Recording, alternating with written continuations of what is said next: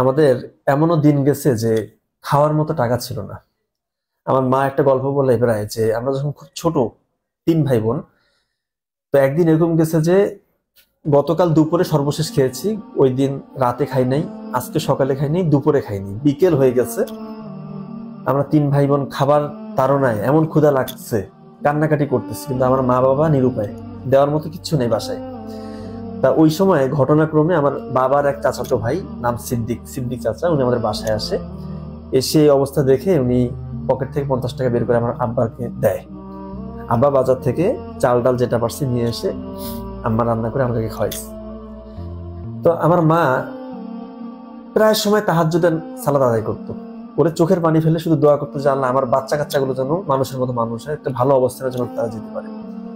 দেখেন, আমি আমার মাকে প্রায় দেখছি যে যখনই আমরা কোনো বিপদে পড়ছি, আমার বড় ভাই ডক্টর নাবিল, আমি, আমার বড় বোন ইবু, যখনই বিপদে পড়েছি উনি সেজদায় পড়ে গেছে, চোখের পানি ফেলে আল্লাহর কাছে চাইছি, এবং আল্লাহ আলহামদুলিল্লাহ আমরা সমস্যা থেকে কিন্তু আমরা দেখা যায় যেভাবে হোক বের হয়ে আসছি।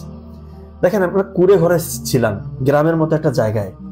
এই জায়গায় কেউ চিন্তা করতো না ওই সময় যে বিসিএস ক্যাডার অফিসার হবে। দেখেন, একই বাড়িতে আমরা তিন ভাই বোন, আলহামদুলিল্লাহ তিনজনই বিসিএস ক্যাডার অফিসার। এটা বলার উদ্দেশ্য হচ্ছে এটা যে হালতে আপনি থাকেন, মায়েদের উদ্দেশ্যে স্পেশালি বলতেছি, আপনাদের দোয়া কিন্তু সন্তানের জন্য এটা কিন্তু মারাত্মক, বুলেটের থেকেও মারাত্মক।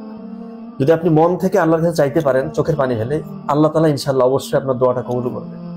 আপনি মন থেকে চাইবেন যেন, আপনি নিজেকে আগে সৎ হইতে হবে, সৎ পথে থাকবেন, এবং চোখের পানি ফেলে আল্লাহর কাছে চাইবেন যে আল্লাহ আপনি আমার সন্তানটাকে দেখেন, সে যেন সৎ পথে থাকতে পারে এবং একটা ভালো অবস্থানে যেতে পারে। এটা বলার উদ্দেশ্য হচ্ছে এরকম যে এখন এত বেশি পেশেন্ট পাই, মায়েরা ফোন দিয়ে কান্নাকাটি করে যে আমাদের সন্তানটা বিপথে চলে গেছে, খারাপ রাস্তায় গেছে। মা হিসেবে তো এটা সহ্য করতে পারি না, দেখলেও খারাপ লাগে, কিছু বলতে গেলে পারলে গায়ে হাত তুলতে আসে। তো এরকম যেন না হয়, ছোটবেলা থেকে বাচ্চা কাচ্চার জন্য দোয়া করবেন, মোবাইল ফোনে ডিভাইসটা দূরে রাখবেন, দেখবেন যে ইনশাআল্লাহ আল্লাহ তাআলা আপনাদের দোয়া অবশ্যই কবুল করবে। ধন্যবাদ সবাইকে। আসসালাম।